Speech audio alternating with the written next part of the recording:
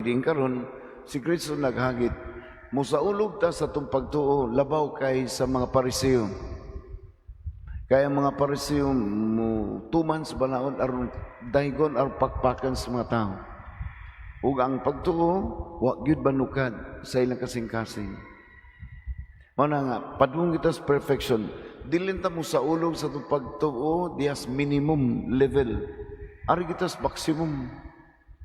Ato kita sa taas-taas nga level nga perfection. Pananglitan, ingon si Jesus. Balaod is Ginoo, 10 Commandments, thou shall not kill. Ayaw pagpatay. Pero posible nga natay kontra nga di na to patyon. Pero nagdumot ta. So, minimum level natuma na to, di ta mupatay. Natay kontra, di na to patyon. Pero blago ta, nagdumot ta. Natuman na itong balaod ayaw pagpatay, pero dunay pagdumot sa atong dugan. Minimum lang. Aritas maximum. Di lang ta magdumot. Isay na sayop, say bati. Asay bati. Di lang ta magdumot. Ampuan hinunato ni siya nga malamdagan ug sa hinay-hinay magbago. Maximum na na. Walang tawag masuko. Siya bati, siya wa mo bayad sa utang. Siya mo'y nagbinuang na to, gibuta. Kay bauta nga ang iyang gihimo, dili, wa na, ang iyang gihimo, batok na to, no, di tinuon. Akal marata, di mo utang tungtugan, mag-abot ang, good morning, oy, maing, kumusta? Bisag na si bati, mutagat man ta. So, naiuban nagdumot. Naiuban sa buto Ginoo, pero dunay kalagot. O naiuban nga kusog kay musimba, pero nay kahiubos. Adi na kay grabe. Ang dumot niya kasuko, o niya kahiubos. Ang usa ka asawa, naibaw siya nga iyang bana na ikabit. Nagdumot siya. Sala na. Di siyang patay. O posible na si kasuko. Pero mutagad-tagad gyapon siya sa iyang pero nasuko siya. Doon nga sila kaon. Pero naway kasuko, nay anger. Pero posible wa si kasuko niya, pero naiubos. Wa si kasultig bati sa iyang pero di na siya ganang mukaon. Matug na siya, aircon iyang kwarto, di katug, kay naa siya kaiubos.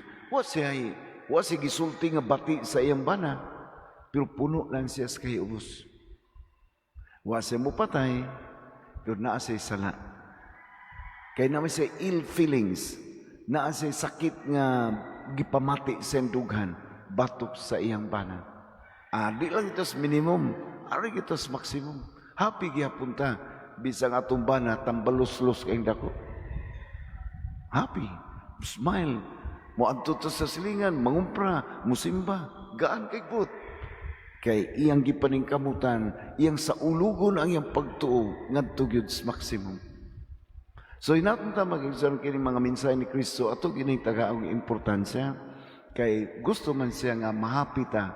Muna nindot kay daghang kay hinimbang nga mga pobre nga pamilya pero happy na kaay silang kinabuhi.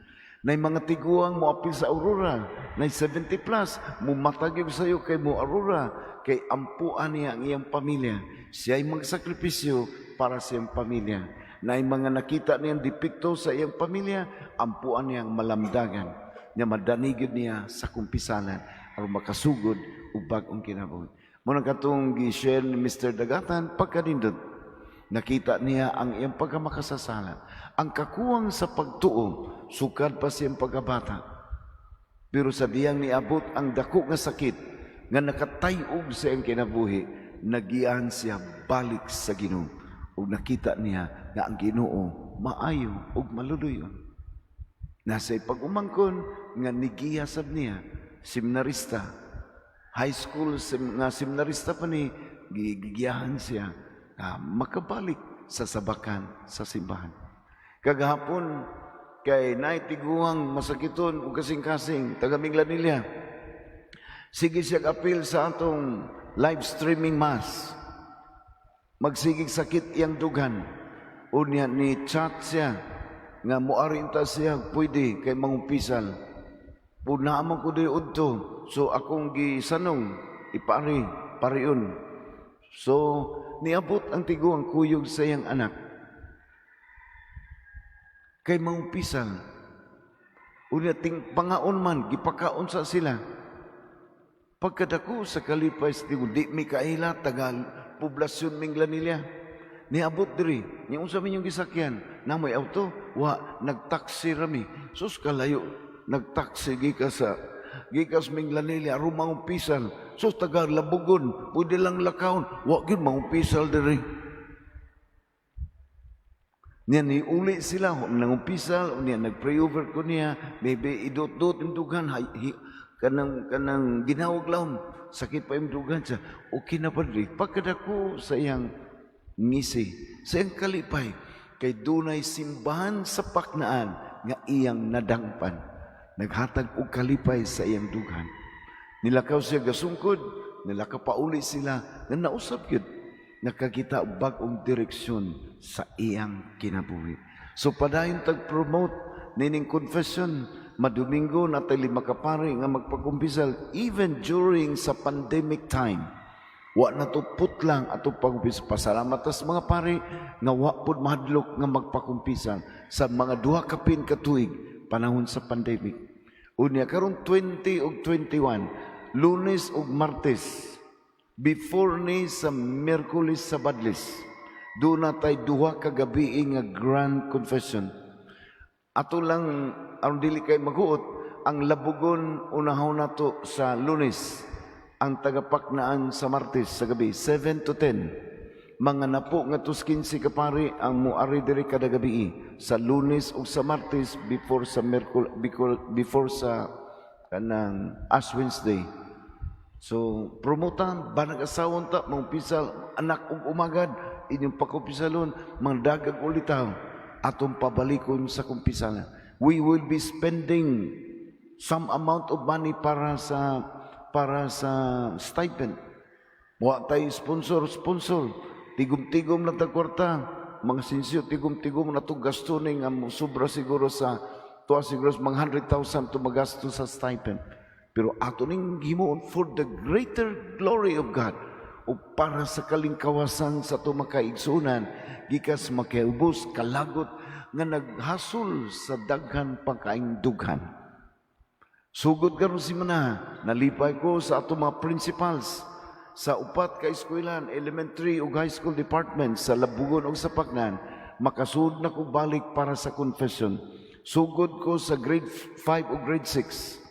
Grade 5 o grade 6, unya kay nakakumpisal naman ni sa previous years, unya sila na mga diris Paknaan, murag 1,500 siguro ni ka grade 5 o grade 6, o sa Labugon. Unya high school, sugda na to pakumpisal sa ang Labugon, elementary o high school. Taas-taas ni, maabot siguro 3 to 4 hours kada eskwelahan, labi na sa Paknaan nga daghan kay estudyante, ug ang Labugon High School nga inay sila grade 11 and 12. So sakripisyo ni on the part of your parish priest, pero buhaton nga po ni bisag kapoy, wa ni bayad, wa tay stipend nga pangayon sa mga teachers. Kaya this is our pastoral care for our young people. Nga diha uban sa kagaan na silang dughan, makaangkon sila sa ilang mga sipyat. Labi na kining tulog i-announce sa DepEd nga sa tibok Pilipinas, apil ng high school na to, pagkadagang suicide attempts, pagkadaghang mga batanon nakasud sa pregnancy. 14, 15 years old na nga mabdos na. O kini ikatulo, ang HIV cases. Labi na katong mga mahinin o gamay nga na-involve sa same-sex, laki ug laki nga sexual contact, usa gini sa kidadak ang hinungdan sa HIV among our young people today. Kadiadto gamay ra kay HIV, mga 20-30 ka buktibok Pilipinas, karon mga 14,000 na ang kaso sa HIV. Daghan na ni mga batanon nga na-involved sa same-sex relationship. Musud ko sa eskwelahan aron makasugod sila o ganang angkon sa ilang mga sayo o magsugod o bagong kinabuhi. We continue to pray for more conversions in our parish. Ato ning dakong tahas, pagdanihog mga tao, mubalik sa Ginoo. Let us all stand.